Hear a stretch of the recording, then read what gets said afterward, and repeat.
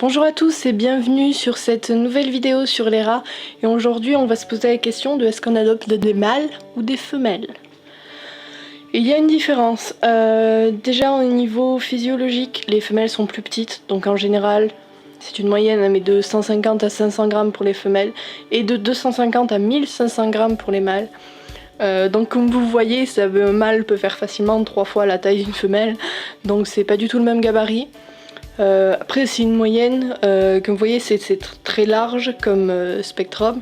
Donc par exemple Marshall ici présent, Marshall est un mâle à sa taille adulte. Il a bientôt 2 ans, il a 23 mois et pourtant il ne fait que 320 grammes, c'est-à-dire que j'ai déjà vu des femelles plus grosses que lui. Donc voilà, c'est une question de génétique, mais globalement les mâles sont plus gros que les femelles. Ensuite c'est au niveau du caractère. En général c'est vrai que les femelles, lorsqu'elles deviennent adultes, sont plus actives que les mâles. En général elles restent toujours joueuses, elles ont besoin de beaucoup de sorties, elles sont vraiment énergiques, alors que les mâles de leur côté, en grandissant, comme Marshall, deviennent plus flemmards si on veut dire. Ils ont moins envie de jouer, mais du coup ils ont en général beaucoup plus envie de câlin et d'être avec vous dans vos bras, se faire chouchouter, se faire câliner, etc. Donc c'est vraiment un état d'esprit.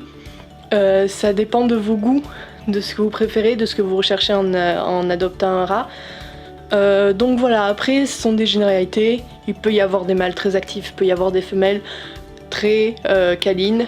C'est juste une généralité qu'il faut prendre en compte en fonction de ce que vous recherchez et quel genre d'animal vous voulez avoir. J'entends d'ici la question « et pourquoi pas les deux ?»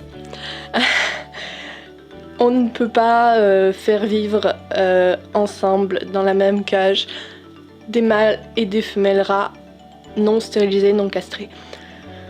Pourquoi? Parce que les rats sont des animaux qui se reproduisent très rapidement et si vous faites ça, vous allez vous retrouver avec des dizaines de portées involontaires, des centaines de rats très rapidement.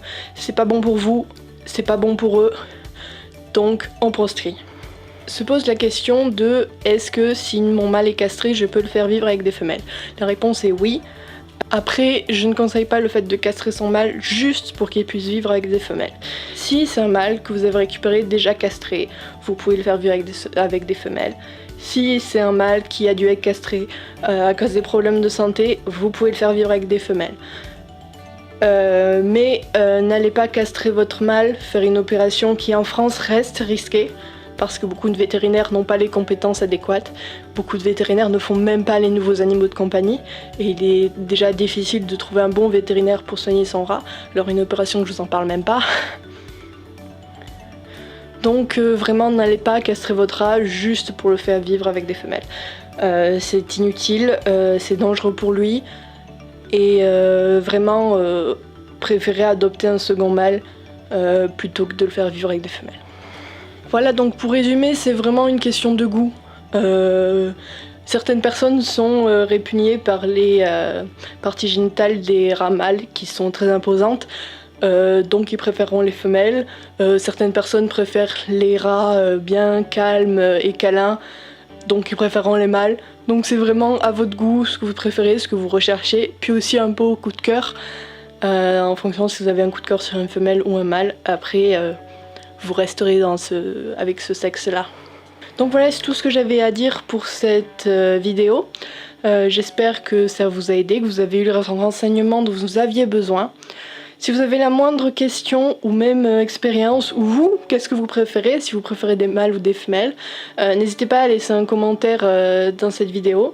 Et si vous avez une question, besoin d'un conseil sur les rats ou même sur d'autres races de nouveaux animaux de compagnie, n'hésitez pas à laisser un commentaire ou même à nous envoyer un mail à lespluspetitespattes@gmail.com.